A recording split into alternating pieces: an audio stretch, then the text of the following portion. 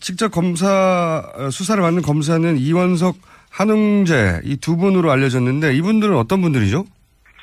이원석 검사 특수수사에 정통한 검사입니다. 열심히 잘하고요. 한웅재 부장도 잘합니다. 뿐만 아니라 형사 8부 작년에 이 사건이 K 미드 사건이 형사 8부에 배정됐을 때 많은 분들이 수사가 있니 없니 해서 마음이 많이 상했을 것입니다. 그래서 이번 조사 과정에 있어서 철저한 조사를 할 걸로 봅니다. 그렇군요. 이 두 분이 의원님보다 더 잘하나요? 더 잘할 걸로 기대합니다. 자, 혐의가 13가지인데 이 정도 혐의 숫자가 되면 사실 한 번에 끝나기 어려운 분량 아닌가요?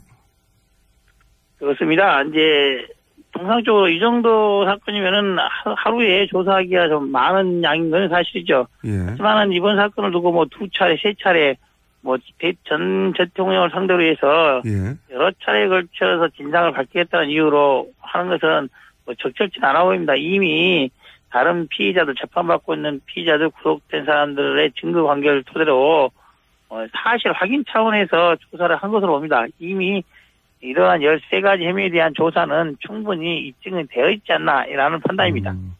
그러면은 자정깨가 되면 조사가 다 끝나지 않아도 거기서 끝내버릴 가능성이 높다 이렇게 보시는 겁니까? 그렇지는 않을 겁니다. 조사가 끝나지 않았다는 것은 네.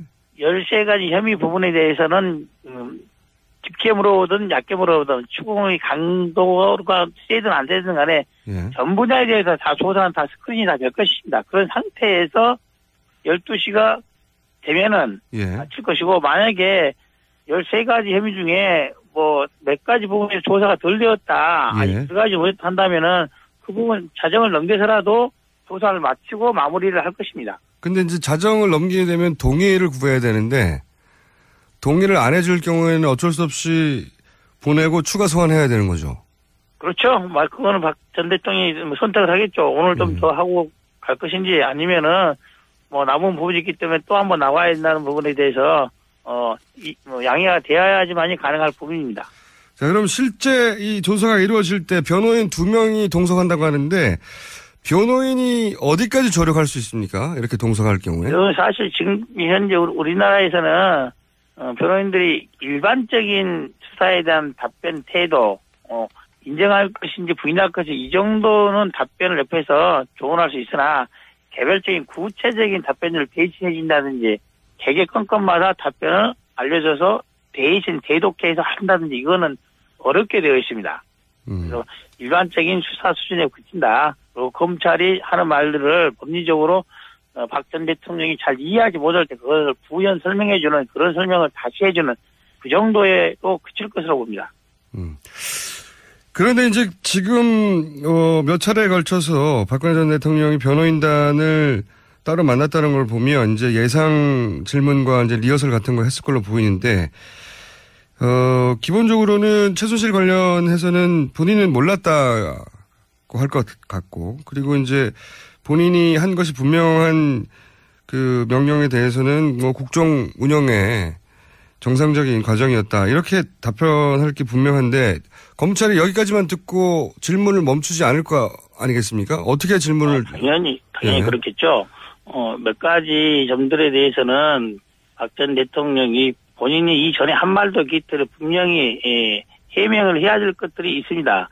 K나 미래 관련해서도 이 계획을 최초로 만든 사람이 누구인지 어떻게 시작하게 된 것인지 뿐만 아니라 최순실 정인화에 대한 개인적인 지원 부분들을 요청한 것이 왜 한 것인지에 대해서 분명히 설명해야 될 것입니다. 그런 추가 질문들이 있겠죠. 당연히 추궁하고. 당연히 있겠죠. 예. 그러면 질문만 하지 않고 이미 검찰이 확보한 물증이나 녹취나 이런 게 동시에 제시되면서 그런 게 이루어질까요?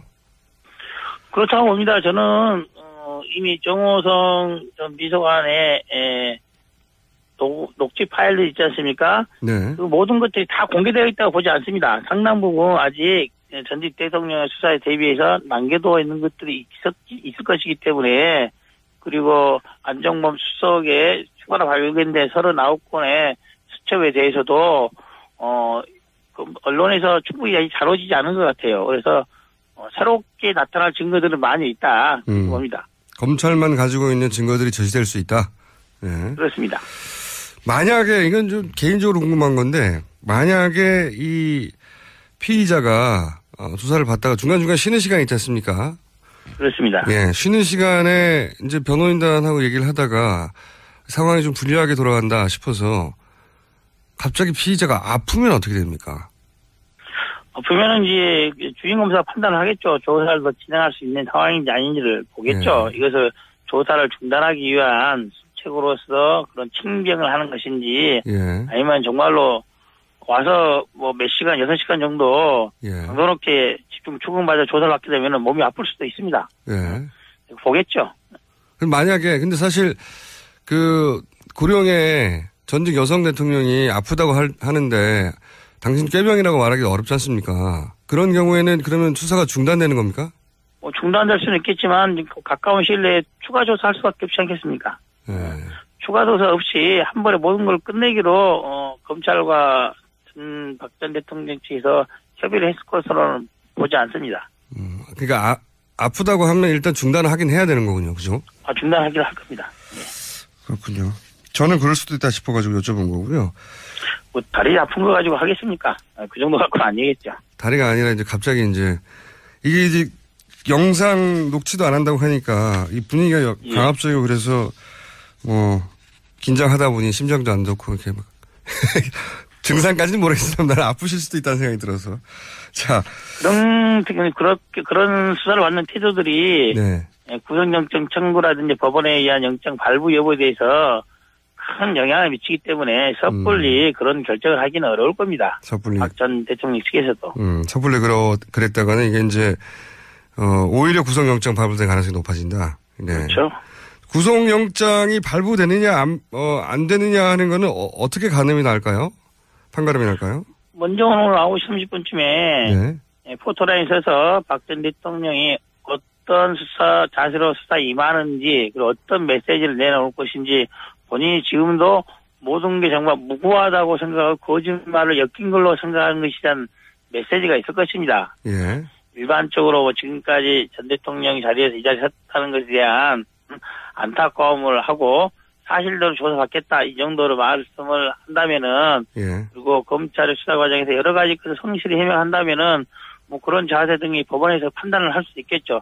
단지 다만 그렇지 않을 경우에는 법원에서도 영장의 발부 여부에 대해서 국민들의 여론 그리고 법리적인 부분들을 충분히 검토할 수밖에 없지 않나라는 생각을 합니다. 그러니까 지금은 이제 사전 구속 영장이 검찰에 의해서 신청됐을 때 법원이 어떻게 판단할 거에 대해서 말씀하셨는데 제 말은 검찰이 과연 구속 기소를 할 것인가 불구속 기소를 할 것인가 판단할 때 어떤 기준을 가지고 하느냐 그게 궁금해서 여쭤본 겁니다. 제가 보기로는 이미 김수남 검찰총장이 본인을 임명한 전 대통령을 상대로 수사를 진행하고 있고 작년에 수사 과정에서도 박 전 대통령이 검찰이 정치적으로 편향되게 수사하고 있다라고 말을 하기까지 했지 않습니까? 네. 이제 와서 검찰이 그런 태도를 되돌리기 어렵다고 봅니다. 다만 제 판단으로는 걸림돌이 하나가 있는데요.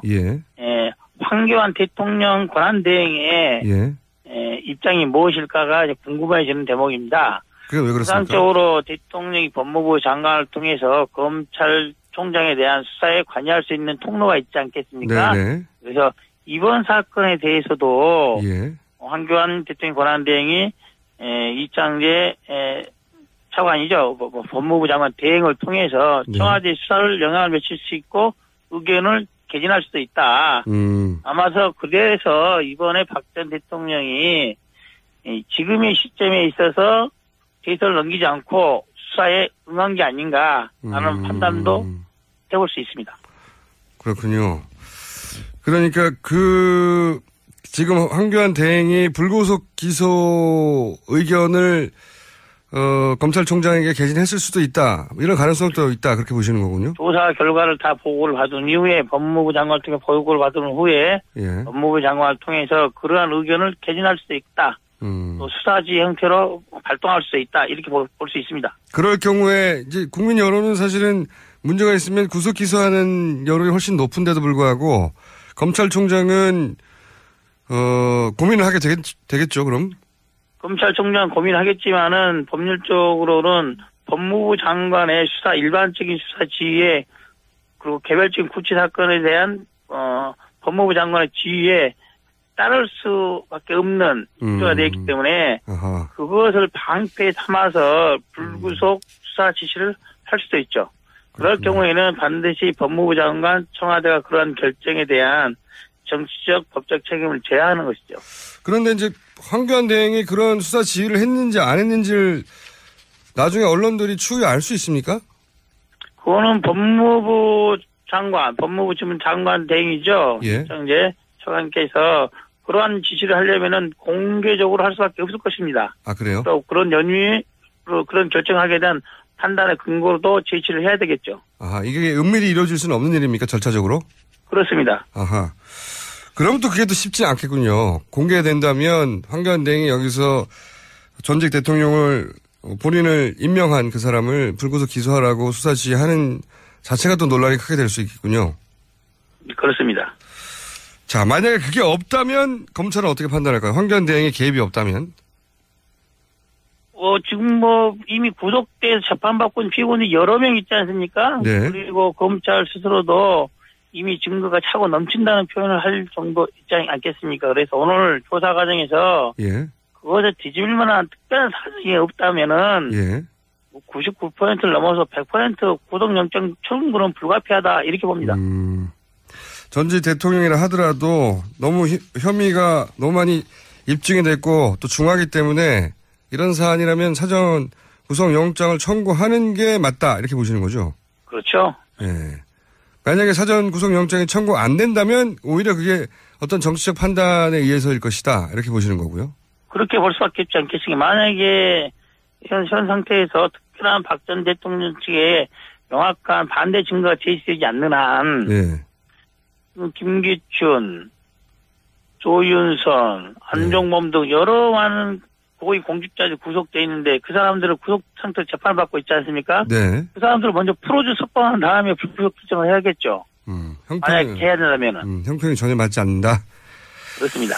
그렇게 사전 구속 영장이 청구되면 발부될 가능성은 또 어떻게 보십니까? 이거는 뭐 사법부가 판단할 일이긴 하지만. 예, 사법부가 판단할 일이겠죠. 그렇지만 현재 물론 이번 수사 과정에서도 한 2명 정도는 영장이 기각되었지 않습니까? 네. 나머지는 다 발부가 되었지만은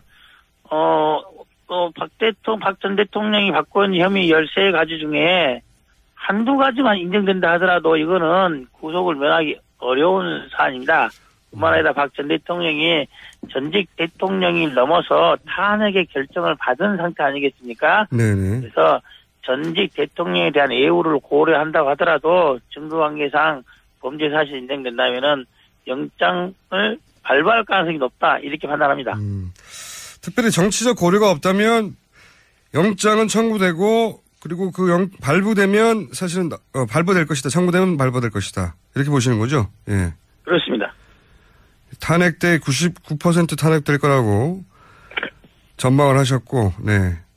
그 맞추셨고. 이 사전 구속 영장과 영장 발부는 몇 퍼센트나 됩니까? 가늠하시기에. 98% 정도 된다고 봐야죠. 98%. 이 2%는 황교안 대행의 존재 때문인가요? 그렇습니다. 수사가 이루어질 때 변호인 2명이 동석한다고 하는데 변호인이 어디까지 조력할 수 있습니까? 이렇게 동석할 경우에. 사실 지금 현재 우리나라에서는 변호인들이 일반적인 수사에 대한 답변 태도, 인정할 것인지 부인할 것인지 이 정도는 답변을 옆에서 조언할 수 있으나 개별적인 구체적인 답변을 대신해 준다든지 개개 건건마다 답변을 알려줘서 대신 대독해서 한다든지 이거는 어렵게 되어 있습니다. 그래서 일반적인 수사 수준에 그친다. 그리고 검찰이 하는 말들을 법리적으로 박 전 대통령이 잘 이해하지 못할 때 그걸 부연 설명해주는 그런 설명을 다시 해주는 그 정도에도 그칠 것으로 봅니다. 그런데 이제 지금 몇 차례에 걸쳐서 박근혜 전 대통령이 변호인단을 따로 만났다는 걸 보면 이제 예상 질문과 이제 리허설 같은 거 했을 걸로 보이는데 기본적으로는 최순실 관련해서는 본인은 몰랐다고 할 것 같고 그리고 이제 본인이 한 것이 분명한 그 명령에 대해서는 뭐 국정 운영에 정상적인 과정이었다. 이렇게 답변할 게 분명한데 검찰이 여기 새롭게 나타날 증거들은 많이 있다. 봅니다. 검찰만 가지고 있는 증거들이 제시될 수 있다. 네. 그렇습니다. 만약에 이건 좀 개인적으로 궁금한 건데 만약에 이 피의자가 조사를 받다가 중간중간 쉬는 시간이 있지 않습니까? 그렇습니다. 예, 쉬는 시간에 이제 변호인단하고 얘기를 하다가 상황이 좀 불리하게 돌아간다 싶어서 갑자기 피의자가 아프면 어떻게 됩니까? 아프면은 이제 주임검사가 판단을 하겠죠. 조사를 더 진행할 수 있는 상황인지 아닌지를 보겠죠. 예. 이것을 조사를 중단하기 위한 수책으로서 그런 징병을 하는 것인지 예. 아니면 정말로 와서 뭐 몇 시간, 6시간 정도 예. 강도롭게 집중 추궁받아 조사를 받게 되면 몸이 아플 수도 있습니다. 예. 보겠죠. 그럼 만약에 근데 사실 그 고령의 전직 여성 대통령이 아프다고 하는데 당신 꾀병이라고 말하기 어렵지 않습니까? 그런 경우에는 그러면 수사가 중단되는 겁니까? 뭐 중단될 수는 있겠지만 가까운 시일 내에 추가 조사할 수밖에 없지 않겠습니까? 예. 추가 조사 없이 한 번에 모든 걸 끝내기로 검찰과 박 전 대통령 측에서 협의를 했을 것으로 다른 피의자들 재판받고 있는 피의자들 구속된 사람들의 증거 관계를 토대로 사실 확인 차원에서 조사를 한 것으로 봅니다. 이미 이러한 13가지 혐의에 대한 조사는 충분히 입증이 되어 있지 않나라는 판단입니다. 그러면은 뭐 자정께가 되면 조사가 다 끝나지 않아도 거기서 끝내버릴 가능성이 높다 이렇게 보시는 겁니까? 그렇지는 않을 겁니다. 조사가 끝나지 않았다는 것은 네. 13가지 혐의 부분에 대해서는 깊게 물어보든 얕게 물어보든 추궁의 강도가 세든 안 세든 간에 예. 전 분야에 대해서 다 조사는 다 스크린이 다 될 것입니다. 그런 상태에서 12시가 되면은 예. 마칠 것이고 만약에 13가지 혐의 중에 뭐 몇 가지 부분에서 조사가 덜 되었다. 예. 아니 두 가지 못했다 한다면은 그 부분 자정을 넘겨서라도 조사를 마치고 마무리를 할 것입니다. 근데 이제 자정을 넘기게 되면 동의를 구해야 되는데 동의를 안 해줄 경우에는 어쩔 수 없이 보내고 추가 소환해야 되는 거죠. 그렇죠. 그거는 박 전 대통령이 선택을 하겠죠. 오늘 좀 더 하고 갈 것인지 아니면은 뭐 남은 부분이 있기 때문에 또 한번 나와야 된다는 부분에 대해서 양해가 되어야지만이 가능할 부분입니다. 자, 그럼 실제 이